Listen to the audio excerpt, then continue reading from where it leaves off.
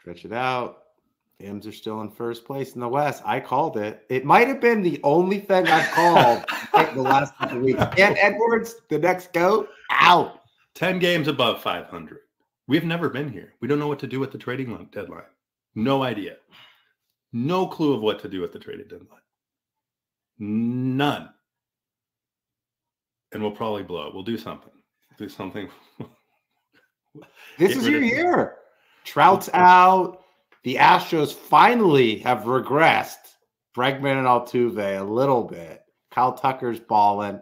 The Rangers, champagne hangover. The A's, they're in Sacramento. They're in Vegas. Who knows where they're going to be? That we are the beneficiary. It's a team race, Rangers and Mariners. Just being better than, I mean, the White Sox are atrocious. We played them recently. I mean, we're just winning games we really shouldn't, or I think we're 28 and 13 in one-run games. That's ridiculous. We have a. That's playoff baseball. That's what it matters. You got a strong bullpen, a great defense, timely hitting.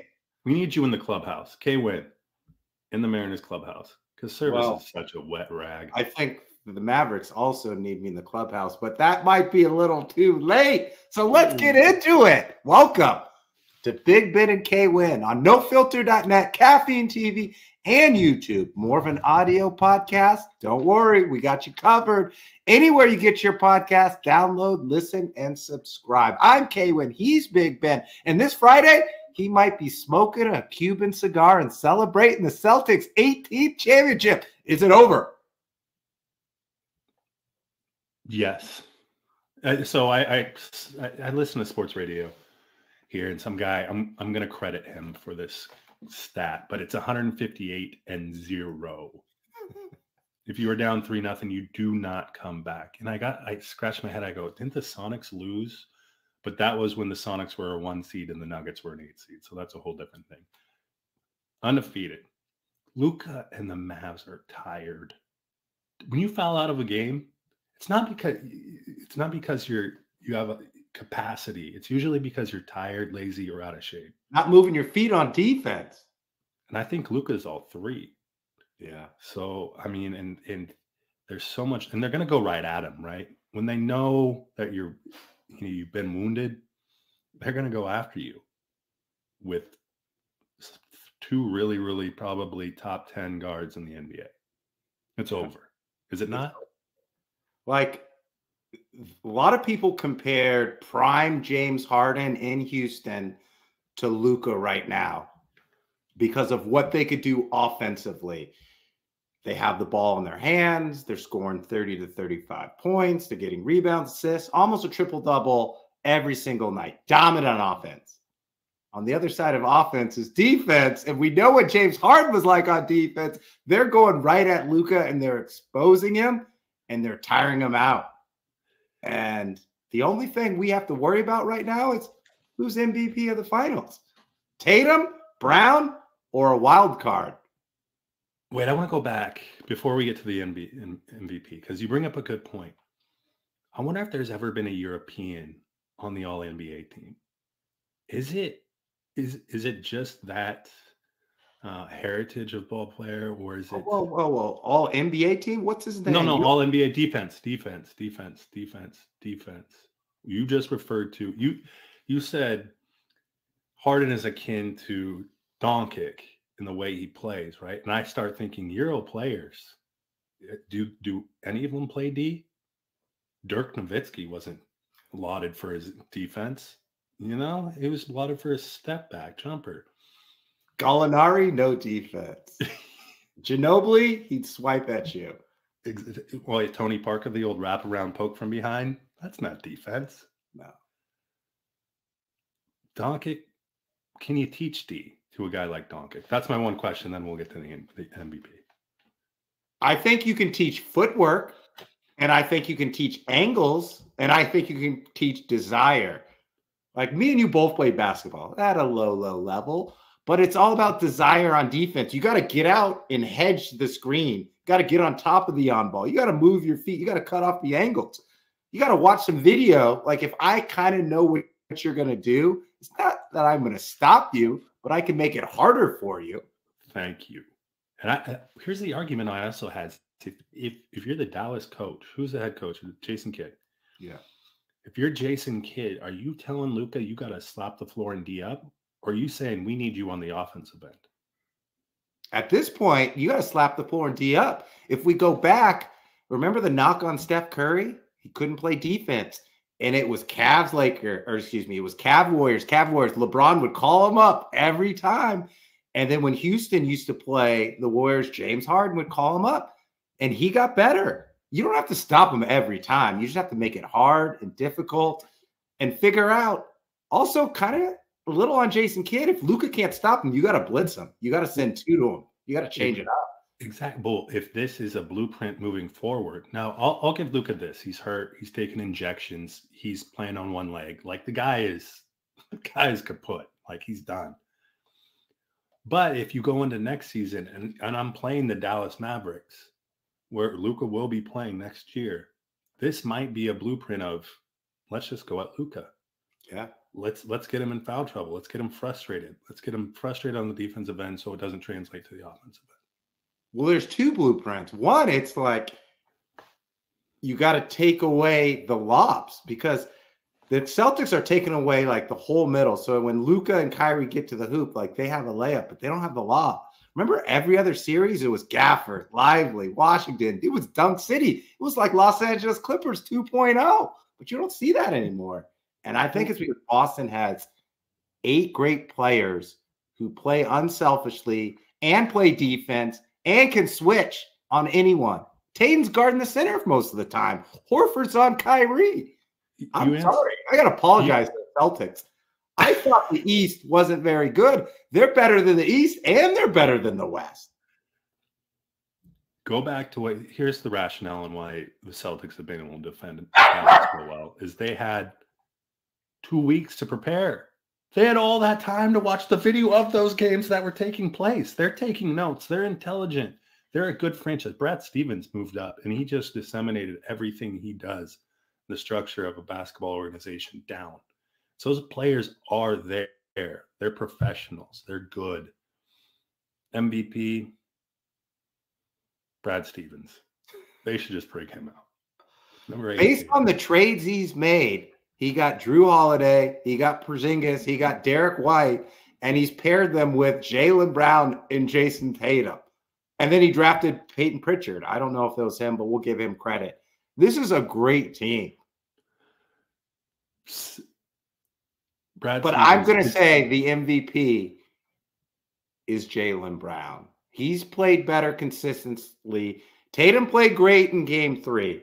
Now, if the Mavs somehow win game 4, Tatum explodes game 4, they go back to Boston, Tatum goes historic, legendary status, game 5, Tatum could win the MVP. But this series is over. It's going 4. And Brown has played consistently better on both sides of the ball because Brown is the one who's matched up against Luka. So I think you got to give it to Brown with what he's doing both ways. Agreed. And Adam Silver, no one loses out more than Adam Silver because this isn't the finals he wanted to see. He wanted to see Luka emerge. He wanted to see this guy at least get to game 6. This is wobbling into game 4 right now. He wants to see that TV revenue. Exactly. There will be more people watching the U.S. Open than there will be watching the NBA Finals. And that's golf. Basketball's over. I'm an Indiana Fever fan. It's all Caitlin Clark all the time. Go WNBA. Can't wait to see if she makes the playoffs.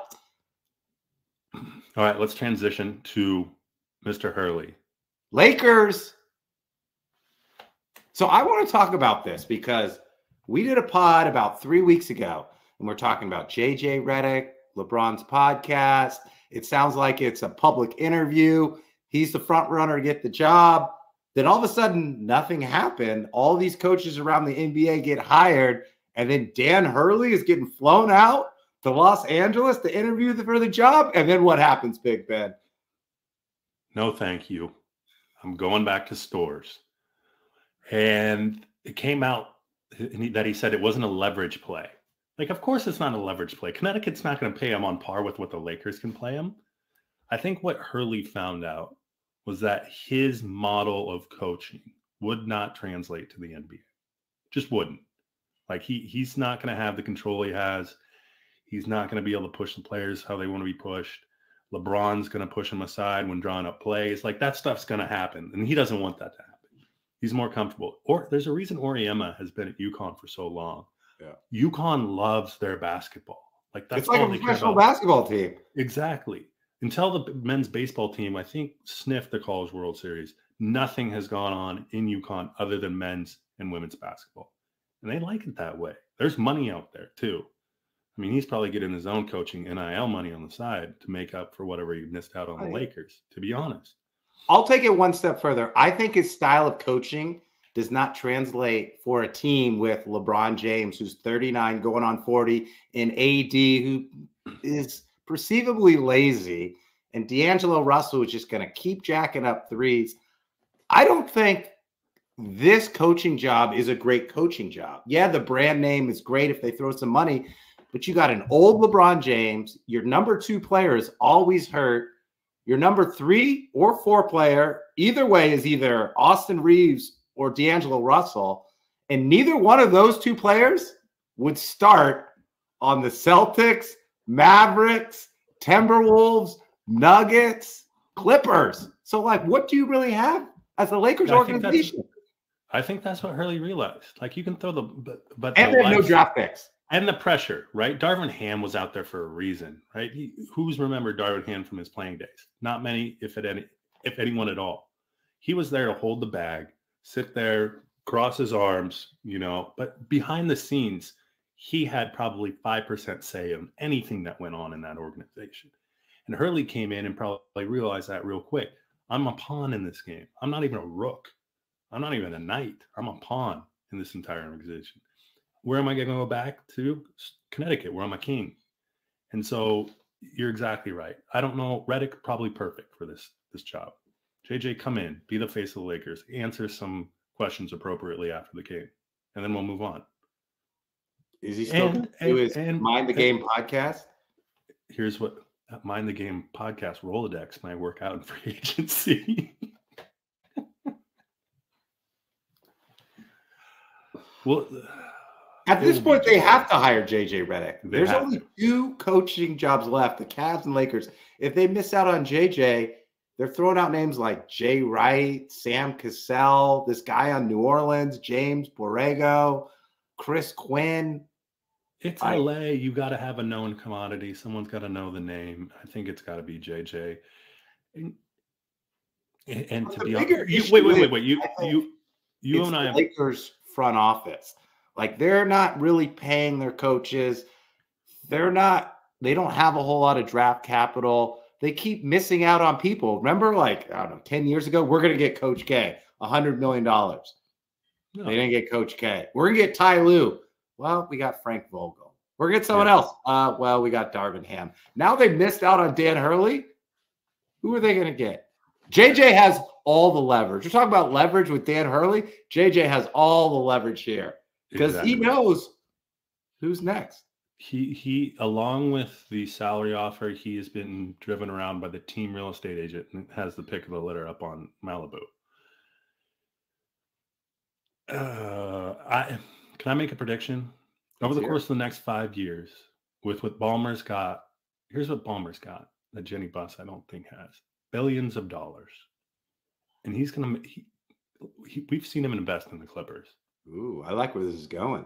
I bet you the Clippers become the new hot commodity in that city, because that latest championship, the COVID year, will wear off quickly, especially if JJ comes and stinks and LeBron leaves the next year, and then you're left with what? An empty cupboard of AD and some other players. So the Gen Z fans are going to latch onto the Clippers. Yeah. Baby boomers are out. Exactly. Gen X is out. Millennials are out. Gen Zs are all Clippers fans. All Clippers. Clip City. The Lakers are in trouble because if they extend LeBron, who's going to be 40, what are you going to do to get younger? Because they're good enough to get to the playoffs. I think they're going to draft LeBron. It's James's son, Bronny. They're going to extend LeBron, and they're going to go into next year with the exact same team plus Bronny and a new coach. That's recipe for disaster. At this point, I bet you, Jeannie, LeBron's the only guy bringing people in that turnstile right now, right? Like, I mean, the Lakers are a draw because they're the Lakers. LeBron brings the whipped cream and cherry on top, right? He brings the pizzazz, the star power.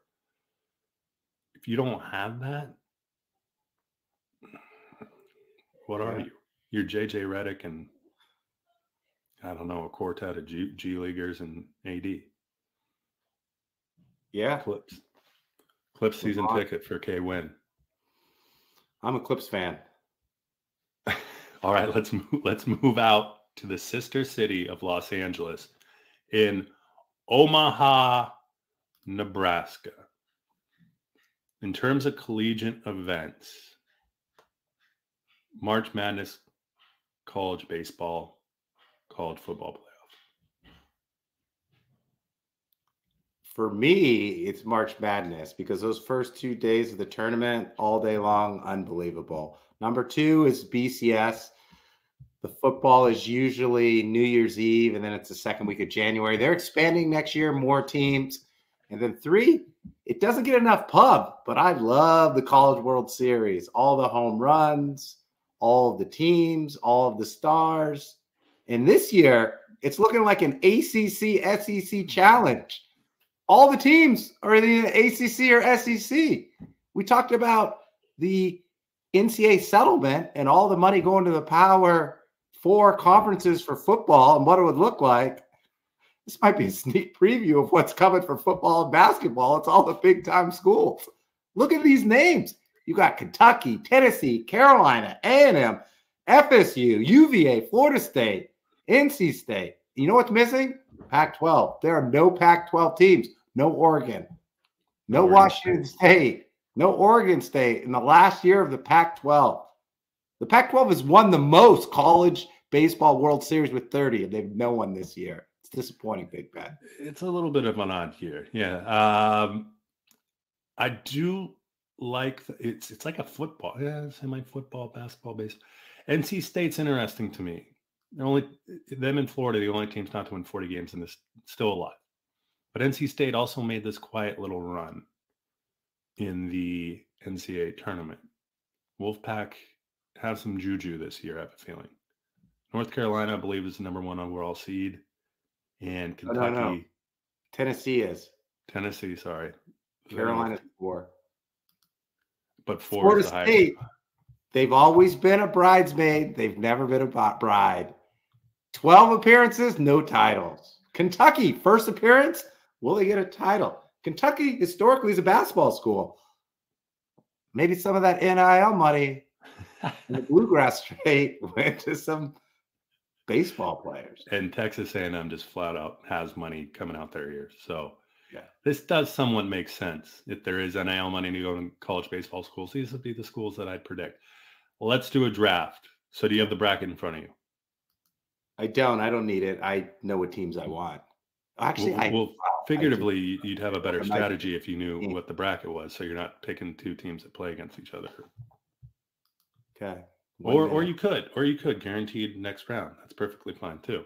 No, you're right. Let me voice the matchups for you. So North Carolina in bracket 1, North Carolina versus UVA, Tennessee versus Florida State. Bracket 2 is Kentucky, NC State, and then Texas A&M versus Florida. These are best of 3 series. So you get 3 games, some in 2 days, I believe.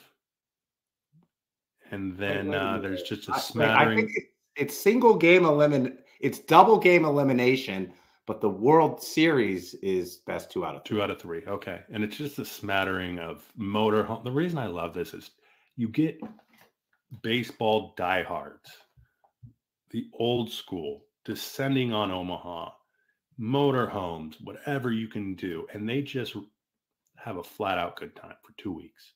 Win or lose, they're having a good time. Now, when they're having an even better time. Team you don't see there, LSU, there was a thing at a bar where they took what did they do? They took a tally of the number of Jello shots done by each team as they came in the bar. So you had to associate with the team, identify, and then they tallied you up. A guy from LSU came in and bought $1,000 worth of Jello shots just to tally up the old Baton Rouge Go Tigers. Think about how many Jello shots he buys on Mardi Gras. Fat Tuesday. Okay, first pick goes to the elder. All right. I am taking the front runner here. I'm taking Tennessee. Okay.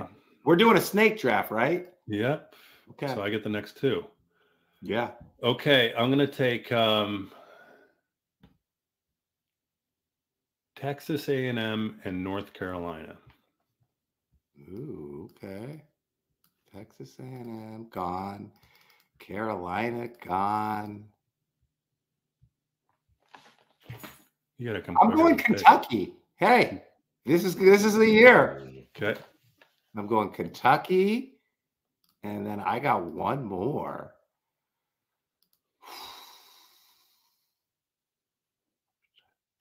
I'll go Florida. They got the two-way player. I don't know his name, but he's a stud. He's the Shohei Ohtani of this year's NCAA tournament. So give me the Gators. I'll go opposite Gators. Seminoles for me. Okay. And then I'm gonna go Virginia just as a fallback. Okay. All right. So I've got Tennessee, Kentucky, Florida, NC State. Apparently, I really like the SEC. You got A&M, Carolina, Florida State, UVA. ACC, SEC, all out. Okay, loser buys the hat. I want to. So are we doing by the hat of the winning school? Of the winning school. I like that. Yes, of the winning school. Wow. I can't wait to get a Vols hat. I do like the Vols. The Vols win, you got to see Rocky Top, Tennessee. Volunteer orange, I could really use a nice little baby blue NC or just a foot. I can't wait you get an ugly Texas Anaheim Aggies hat. I'm going to look for the biggest A&M across the front, a dad hat for you. Oh, okay. So series is over. Mavs done. Hopefully game 5, or else Silver's just going to have steam fuming out of his ears. You believe that Jaylen Brown is MVP. I agree. We got JJ Redick popping in to be the Lakers coach. I didn't think I'd ever say that, but that might very well may happen. Dan Hurley, love and life in Connecticut. Yeah. And we got something to watch over. Let's see. Game 1 is the 14th, which is tomorrow. Yeah. Tomorrow we got the Celtics winning their 18th title and the College Baseball World Series kicking off. Ooh. And I'm sure my Indiana Fever are playing this weekend. Seattle Storm 8-4, baby. All right. Let's get out of here. I got to watch my 10 games over 500 M's. All right.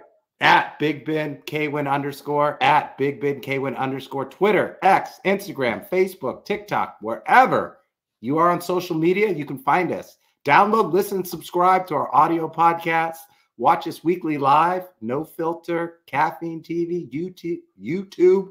I'm K Winn, he's Big Ben, and we're out, just like the Mavericks in Game 4.